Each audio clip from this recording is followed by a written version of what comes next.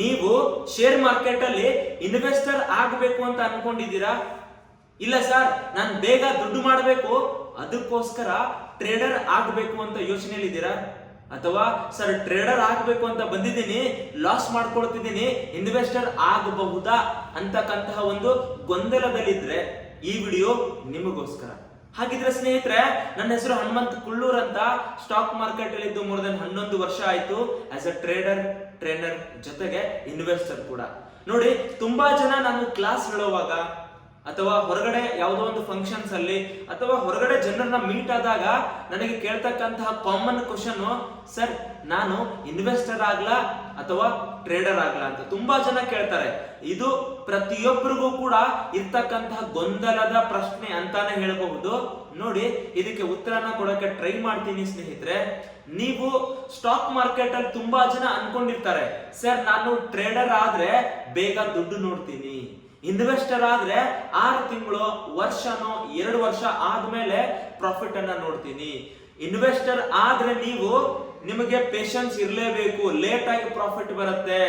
Trader ಇದ್ದವರು ಇವತ್ತೇ ದುಡ್ಡು ಬರುತ್ತೆ, ನಾಳೆನೆ ದುಡ್ಡು ಬರುತ್ತೆ ಅಂತಕ್ಕಂತಹ ತುಂಬಾ ಯೋಚನೆಯಲ್ಲಿ ನೀವು ವಿಚಾರ ಮಾಡಿರ್ತೀರಾ.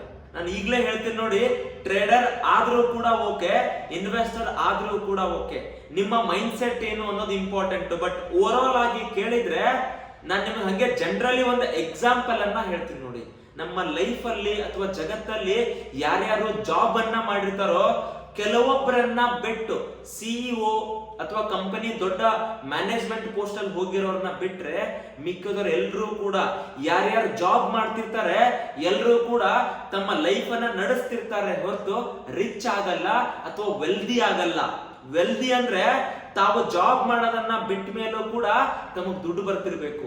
ಆತರ ಆಗೋದು ತುಂಬಾ ಕಡಿಮೆ ಜನ ಸ್ನೇಹಿತರೆ. ಯಾಕೆ ಅಂದ್ರೆ ಅವರು ಏನ್ ಅರ್ನ್ ಮಾಡ್ತಾರೋ ಅದನ್ನ ಸ್ಪೆಂಡ್ ಮಾಡ್ತಾ ಹೋಗ್ತಿರ್ತಾರೆ, ಅಥವಾ ಅವರ ದೈನಂದಿನ ಬದುಕಿನಲ್ಲಿ ಆ ತರ ಒಂದು ಕಮಿಟ್ಮೆಂಟ್ ಕ್ರಿಯೇಟ್ ಆಗ್ಬಿಟ್ಟಿರುತ್ತೆ.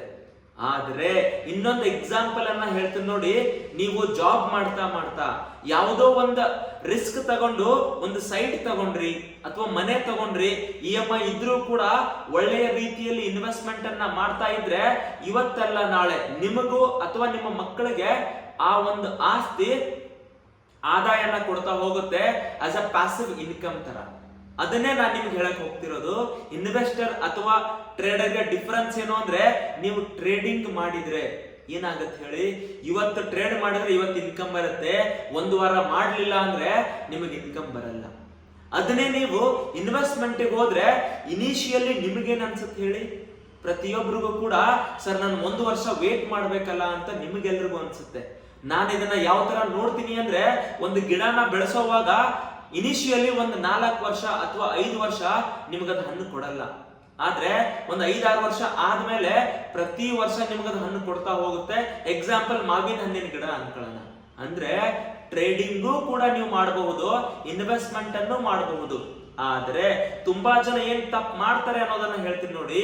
ದಿನ ಇನ್ ಕೇಸ್ ನೀವು ಪ್ರಾಫಿಟಬಲ್ ಟ್ರೇಡರ್ ಇದ್ರೆ ಪ್ರತಿದಿನ ಟ್ರೇಡ್ ಮಾಡ್ತಾ ಹೋಗ್ತೀರಾ. ಆದ್ರೆ ಇವತ್ತೊಂದು 1000 ರೂಪಾಯಿಯನ್ನ ಗಳಿಸಿದ್ರೆ ನಾಳೆ 2000 ಗಳಿಸಿದ್ರೆ ನಿಮ್ಮ ತಲೆಯಲ್ಲಿ ಏನು ಬರುತ್ತೆ ಹೇಳಿ, ಗಳಿಸಿರೋ 1000ನ ನಾನು ಏನ್ ಮಾಡಿ ಖರ್ಚು ಮಾಡ್ಲಿ? ನೀವು ಖರ್ಚು ಮಾಡಕ್ಕೆ ರೆಡಿ ಇಲ್ಲ ಅಂದ್ರೂ ಕೂಡ ನಿಮ್ಮ ಜೊತೆಗಿರ್ತಕ್ಕಂತಹ ಸರ್ಕಲ್ ಅಲ್ಲಿ ಫ್ರೆಂಡ್ಸ್ ಅಥವಾ ಫ್ಯಾಮಿಲಿಯವರು ನಿನ್ನೆ 1000 ಗಳಿಸಿದೀರಾ, ಅದನ್ನ ಯಾವ ತರ ನನಗ್ ಕೊಡ್ತೀರಾ ಅಥವಾ ಯಾವ ತರ ಖರ್ಚು ಮಾಡೋಣ ಅಂತ ನಿಮಗೆ ನೀವೇ ಕಮಿಟ್ಮೆಂಟ್ ಅನ್ನ ಹಾಕೊಳ್ತೀರಾ. ಇದು ಲೈಫ್ ಅಲ್ಲೂ ಆಗೋದು, ಸ್ಟಾಕ್ ಮಾರ್ಕೆಟ್ ಅಲ್ಲೂ ಆಗೋದು. ಅದಕ್ಕೋಸ್ಕರ ನನ್ನ ಪರ್ಸನಲ್ ಸಜೆಷನ್ ಏನು ಅಂತಂದ್ರೆ, ಯಾರ್ಯಾರು ಸ್ಟಾಕ್ ಮಾರ್ಕೆಟ್ ಅಲ್ಲಿ ಓವರ್ ಆಲ್ ಆಗಿ ಟ್ರೇಡಿಂಗ್ ಮಾಡ್ತಿರ್ತಿರೋ ಏನ್ ಮಾಡ್ಬೇಕು ಅಂದ್ರೆ, ಇವತ್ತು 1000 ರೂಪಾಯಿಯನ್ನ ಗಳಿಸಿದ್ರ ಅದರಲ್ಲಿ ಒಂದು 30ರಿಂದ 40% ಅಂದ್ರೆ 300ರಿಂದ 500 ರೂಪಾಯಿ ಅಥವಾ 400 ರೂಪಾಯಿಯನ್ನ ನೀವು ಲಾಂಗ್ ಟರ್ಮ್ ಸ್ಟಾಕ್ಸ್ ಇನ್ವೆಸ್ಟ್ಮೆಂಟ್ ಅನ್ನ ಮಾಡಿ. ಅದು ಟಾಟಾ ಸ್ಟೀಲ್ ಇರಬಹುದು ಅಥವಾ ವೇದಾಂತ ಇರಬಹುದು ಅಥವಾ ರಿಲಯನ್ಸ್ ಇರಬಹುದು, ಯಾವುದೋ ಒಂದು ಸ್ಟಾಕ್ ಚೆನ್ನಾಗಿರೋದು, ಫಂಡಮೆಂಟಲಿ ಗುಡ್ ಸ್ಟಾಕ್ ಅನ್ನ ಆರಾಮಾಗಿ ಬೈ ಮಾಡಿ. ಅದಷ್ಟೇ ಅಲ್ಲ, ಅದನ್ನ 1 ವರ್ಷ 5 ವರ್ಷ 10 ವರ್ಷಗಳ ಕಾಲ ಆರಾಮಾಗಿ ಇಟ್ಬಿಡಿ. ಏನಾಗುತ್ತೆ ಅಂದ್ರೆ, ನೀವೊಂದು 10 ಸ್ಟಾಕ್ಸ್ ಅನ್ನ ಚೂಸ್ ಮಾಡಿ ಇಟ್ಕೊಂಡ್ಬಿಡಿ, ಅದರಲ್ಲಿ 2-3 ಅಂತೂ ಲಾಸ್ ಆಗೇ ಆಗುತ್ತೆ. ಮಿಕ್ಕಿದ 7 ಅಥವಾ 8 ಸ್ಟಾಕ್ಸ್ ಏನಿರುತ್ತಲ್ಲ ಅದು ನಿಮಗೆ ತುಂಬಾ ಚೆನ್ನಾಗಿರೋ ರಿಟರ್ನ್ಸ್ ಅನ್ನ ಕೊಡ್ತವೆ. ಸೊ ಓವರ್ ಆಲ್ ಆಗಿ ನಾನು ನಿಮಗೇನು ಹೇಳ್ತೀನಿ ಅಂದ್ರೆ, ಒಂದು ಸರ್ವೆ ಪ್ರಕಾರ ಇಂಡಿಯಾದಲ್ಲಿ 100 ಜನ ಏನಾದ್ರೂ ಟ್ರೇಡ್ ಮಾಡ್ತಿದ್ರೆ ಅದರಲ್ಲಿ 8 ರಿಂದ 10 ಜನ ಮಾತ್ರ ದುಡ್ಡನ್ನ ಮಾಡ್ತಾರೆ. ಮಿಕ್ಕಿದ 90 ಜನ ಬೇಗ ದುಡ್ಡು ಮಾಡಬೇಕು ಅಂತಕ್ಕಂತ ಹರಿಲಿ ಎಲ್ಲಾ ಕ್ಯಾಪಿಟಲ್ ಅನ್ನ ಕಳ್ಕೊಳ್ತಾರೆ. ಅವರು ಲಾಸ್ ಮೇಕಿಂಗ್ ಟ್ರೇಡರ್ಸ್ ಆಗ್ತಾರೆ. ಆದ್ರೆ ಅದೇ ನಾವು ಅಂದ್ರೆ ಜಾಸ್ತಿ ಜನ ದುಡ್ಡು ಕಳ್ಕೊಳ್ತಾರೆ ಇಂಟ್ರಾಡೇ ಅಲ್ಲಿ ಅಥವಾ ಟ್ರೇಡಿಂಗ್ ಅಲ್ಲಿ. ಅದೇ ಇನ್ವೆಸ್ಟ್ಮೆಂಟ್ ಅಲ್ಲಿ ಬಂದ್ರೆ ಒಂದು ಸರ್ವೆ ಪ್ರಕಾರ ಓವರ್ ಆಲ್ ಆಗಿ ಒಂದು 3 ವರ್ಷ ನೀವೇನಾದ್ರೂ ಕನ್ಸಿಸ್ಟೆನ್ಸ್ ಆಗಿ ಇನ್ವೆಸ್ಟ್ಮೆಂಟ್ ಅನ್ನ ಮಾಡಿದ್ರೆ, ಜೊತೆಗೆ ಒಂದು 5 ಡಿಫರೆಂಟ್ ಸೆಕ್ಟರ್ ಇರ್ತಕ್ಕಂತಹ ಕಂಪನಿ ಇನ್ವೆಸ್ಟ್ಮೆಂಟ್ ಅನ್ನ ಮಾಡಿದ್ರೆ, ನೋಡಿ 3 ವರ್ಷ 5 ಬೇರೆ ಬೇರೆ ಸೆಕ್ಟರ್ ಕಂಪನಿಯಲ್ಲಿ ನೀವು ಹೂಡಿಕೆಯನ್ನ ಮಾಡಿದ್ರೆ ನೀವು ಲಾಸ್ ಅಲ್ಲಿರೋ ತುಂಬಾ ಕಡಿಮೆ. 100 ಜನರಲ್ಲಿ 90 ಜನ ಪ್ರಾಫಿಟ್ ಅಲ್ಲಿ ಇದ್ದೇ ಇರ್ತಾರೆ ಅಂತ ಒಂದು ಸರ್ವೆ ಹೇಳುತ್ತೆ. ಅಂದ್ರೆ ಎರಡು ಅಪೋಸಿಟ್ ಆದ್ವಾ? ಹೌದಾ ಸರ್, ಹಾಗಿದ್ರೆ ನಾನು ಇನ್ವೆಸ್ಟ್ಮೆಂಟೇ ಮಾಡ್ತೀನಿ ಅಂದ್ರೆ ಕ್ಯಾಪಿಟಲ್ ಬೇಕಲ್ಲ. 100 ರೂಪಾಯಿ ತಗೊಂಡು ಹೋಗಿ 1000 ರೂಪಾಯಿ ತಗೊಂಡು ಹೋಗಿ ಇನ್ವೆಸ್ಟ್ಮೆಂಟ್ ಮಾಡ್ತೀನಿ ಅಂದ್ರೆ ಮಾಡಬಹುದು, 1 ರೂಪಾಯಿಯಿಂದನೂ ಶುರು ಮಾಡಬಹುದು. ಆದ್ರೆ ನೀವು ರಿಚ್ ಆಗೋದು, ವೆಲ್ದಿ ಆಗೋದು ಆ 100 ರೂಪಾಯಿಯಿಂದ ಅಲ್ಲ. ಬೆಟರ್ ರೆಗ್ಯುಲರ್ ಆಗಿ ಇನ್ವೆಸ್ಟ್ಮೆಂಟ್ ಅನ್ನ ಮಾಡ್ತಾ ಹೋಗಬಹುದು. ನನ್ನ ಪರ್ಸನಲ್ ಸಜೆಷನ್ ಹೇಳ್ತೀನಿ ನೋಡಿ, ನೀವೇನಾದ್ರೂ ಇಂಟ್ರಾಡೇ ಮಾಡಿ, ಅದೇನು ಕೆಟ್ಟದ್ದಲ್ಲ. ಆದ್ರೆ ಇಂಟ್ರಾಡೇ ಅಲ್ಲಿ ಕಡಿಮೆ ರಿಸ್ಕ್ ಅನ್ನ ತಗೊಳ್ಬೇಕು. ಯಾವಾಗ ಪ್ರಾಫಿಟ್ ಮಾಡ್ತಿರೋ, ಮಾಡಿರೋ ಪ್ರಾಫಿಟ್ ಅಟ್ ಲೀಸ್ಟ್ 30 to 40% ಅನ್ನ ಚೆನ್ನಾಗಿರೋ ಶೇರ್ಸ್ ಅಲ್ಲಿ ಇನ್ವೆಸ್ಟ್ಮೆಂಟ್ ಮಾಡ್ತಾ ಹೋಗಿ. ಸೊ ನಿಮಗೆ ಇವತ್ತೇನು ಅನ್ಸಲ್ಲ, ಒಂದು ವಾರ ಏನು ಅನ್ಸಲ್ಲ, ಒಂದು ವರ್ಷ ಏನು ಅನ್ಸಲ್ಲ, 3-4 ವರ್ಷ ಆದ್ಮೇಲೆ ಯಾವಾಗ ಮಾರ್ಕೆಟ್ ಅಪ್ ಟ್ರೆಂಡ್ ಶುರುವಾಗುತ್ತೋ ಅವಾಗ ನಿಮಗೆ ಪವರ್ ಆಫ್ ಕಂಪೌಂಡಿಂಗ್ ಗೊತ್ತಾಗತ್ತೆ. ನಾನು ಒಂದು ಮಾತನ್ನ ಹೇಳ್ತೀನಿ ನೋಡಿ, ಡಿಮಾರ್ಟ್ ಓನರ್ ರಾಧಾಕಿಶನ್ ದಮಾನಿ ಅವರು ಒಂದು ಮಾತು ಹೇಳಿದ್ದಾರೆ, ನಾನು ನನ್ನ ಲೈಫ್ ಅಲ್ಲಿ ಏನೇನ್ ದುಡ್ಡು ಮಾಡಿದ್ದೀನಲ್ಲ ಅದೆಲ್ಲವೂ ಕೂಡ ನಾನೇನ್ ದುಡ್ಡು ಮಾಡಿದ್ದೀನಿ ಅದರಲ್ಲಿ 95% ಎಲ್ಲವೂ ಕೂಡ ಇನ್ವೆಸ್ಟ್ಮೆಂಟ್ ಇಂದಾನೆ ಬಂದಿದೆ. ಏನ್ ಹೇಳಿ, 95% ದುಡ್ಡು ಇನ್ವೆಸ್ಟ್ಮೆಂಟ್ ಇಂದಾನೆ ಬಂದಿದೆ. ಆದ್ರೆ ಆ 95% ಗೆ ಇನ್ವೆಸ್ಟ್ಮೆಂಟ್ ಮಾಡಿದೀನಲ್ಲ ಅದಕ್ಕೆ ಬೇಕಾಗಿರೋ ಕ್ಯಾಪಿಟಲ್ ಅನ್ನ ನಾನು ಟ್ರೇಡ್ ಮಾಡಿ ಗಳಿಸ್ಕೊಂಡಿದ್ದೀನಿ. ಟ್ರೇಡ್ ಮಾಡಿ ಬಂದಂತ ದುಡ್ಡನ್ನ ಇನ್ವೆಸ್ಟ್ಮೆಂಟ್ ಮಾಡಿ ಅದ್ರ ಮುಖಾಂತರ ನಾನು ರಿಚ್ ಆಗಿದ್ದೀನಿ ಅಂತ ಆ ಮನುಷ್ಯ 1 ಲಕ್ಷ ಕೋಟಿಗಿನ ಹೆಚ್ಚು ದುಡ್ಡು ಮಾಡಿರ್ತಕ್ಕಂಥವ್ರು ಹೇಳ್ತಾರೆ. ವಾರನ್ ಬಫೆಟ್ ಕೂಡ ಅದನ್ನ ಹೇಳ್ತಾರೆ. ಅಥವಾ ನೀವು ರಾಕೇಶ್ ಜುಂಜನ್ವಾಲಾ ಸರ್ ಅನ್ನ ತಗೋಬಹುದು, ಅವರು ಕೂಡ ಅದನ್ನೇ ಹೇಳ್ತಾರೆ. ಅಂದ್ರೆ ನಾನು ನಿಮಗೇನ್ ಹೇಳಕ್ ಇಷ್ಟಪಡ್ತೀನಿ ಅಂದ್ರೆ ಟ್ರೇಡಿಂಗ್ ಮಾಡಿ. ಆದ್ರೆ ನೋಡಿ, ಟ್ರೇಡಿಂಗ್ ಯಾವತ್ತೂ ಕೂಡ ರಿಸ್ಕಿನೇ. ನೀವು ಎಲ್ಲಿ ತನಕ ಎಕ್ಸ್ಪರ್ಟ್ ಆಗಲ್ವೋ ಅಲ್ಲಿ ತನಕ ಇನ್ವೆಸ್ಟ್ಮೆಂಟ್ ಮೇಲೆ ಫೋಕಸ್ ಮಾಡಿ. ಜೊತೆಗೆ ಯಾವಾಗ ನೀವು ಎಕ್ಸ್ಪರ್ಟ್ ಆಗ್ತೀರಾ ಟ್ರೇಡಿಂಗ್ ಅಲ್ಲಿ, ದುಡ್ಡು ಯಾವಾಗ ತುಂಬಾ ಚೆನ್ನಾಗಿ ದುಡ್ಡು ಮಾಡಕ್ ಶುರು ಮಾಡ್ತೀರಾ, ಇಲ್ಲಿ ಮಾಡಿರೋ ದುಡ್ಡನ್ನ ಜಾಸ್ತಿ ನೀವು ಇನ್ವೆಸ್ಟ್ಮೆಂಟ್ ಅಲ್ಲಿ ಹೂಡಿಕೆ ಮಾಡ್ತಾ ಹೋಗಿ. ಸೊ ನನ್ನ ಪರ್ಸನಲ್ ಸಜೆಷನ್, ಟ್ರೇಡಿಂಗು ಒಳ್ಳೇದು, ಇನ್ವೆಸ್ಟ್ಮೆಂಟ್ ಕೂಡ ಒಳ್ಳೇದು. ಹಾಗಿದ್ರೆ ಯಾವ್ದಕ್ಕೆ ಹೋಗ್ಬೇಕು ಅಂದ್ರೆ ಎರಡಕ್ಕೂ ಹೋಗಿ.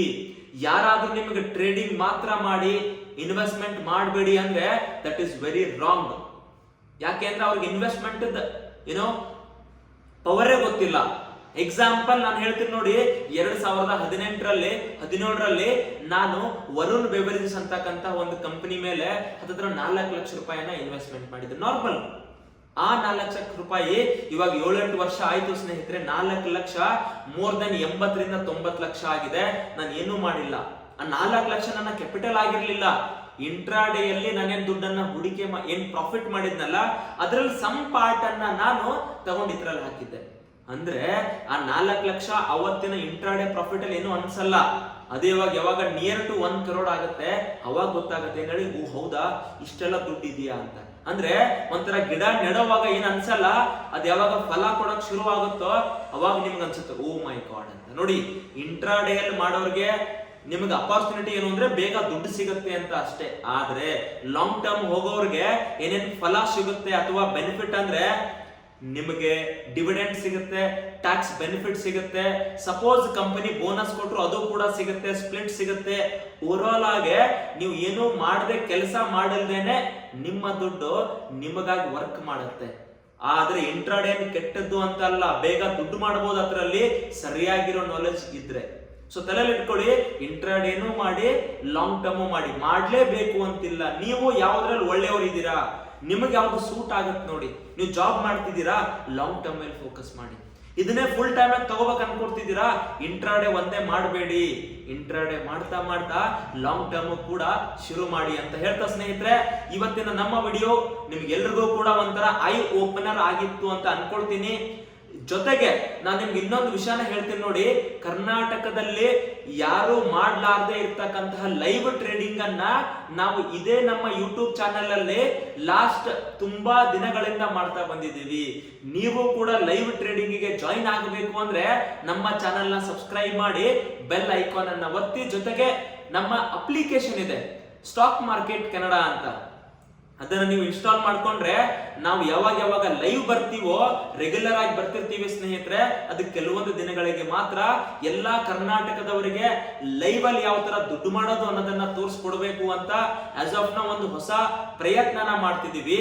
ನೀವು ಲೈವ್ ಜಾಯಿನ್ ಆಗ್ಬೇಕಾ? ಹಾಗಿದ್ರೆ ನಮ್ಮ ಅಪ್ಲಿಕೇಶನ್ ಅನ್ನ ಈ ಒಂದು ಡಿಸ್ಕ್ರಿಪ್ಷನ್ ಲಿಂಕ್ ಅಲ್ಲಿ ಇದೆ, ಅಲ್ಲೂ ಕೂಡ ಹೋಗಿ ಡೌನ್ಲೋಡ್ ಮಾಡ್ಕೊಳ್ಳಿ. ಸಿಗೋಣ ಸ್ನೇಹಿತರೆ ನಾವೆಲ್ಲರೂ ಕೂಡ ಲೈವ್ ಅಲ್ಲಿ ಅಂತ ಹೇಳ್ತಾ, ಮುಂದಿನ ವಿಡಿಯೋಗಾಗಿ ಕಾಯಿರಿ. ಅಂಡ್ ಈ ವಿಡಿಯೋ ಹೇಗೆ ಅನಿಸ್ತು ನಿಮ್ಗೆ? ನಿಮ್ಮ ಪ್ರಕಾರ ನೀವು ಇನ್ವೆಸ್ಟರ್ ಇದ್ದೀರೋ ಅಥವಾ ಟ್ರೇಡರ್ ಇದ್ದೀರೋ ಅಂತ ನನಗೂ ಕೂಡ ಕುತೂಹಲ ಇದೆ ತಿಳ್ಕೊಳ್ಳಕ್ಕೆ. ಕಮೆಂಟ್ ಮಾಡೋದನ್ನ ಮಾತ್ರ ಮರಿಬೇಡಿ ಸ್ನೇಹಿತರೆ. Thank you so much. ನಿಮ್ಮ ಸಪೋರ್ಟ್ ಇದೇ ತರ ಇರಲಿ.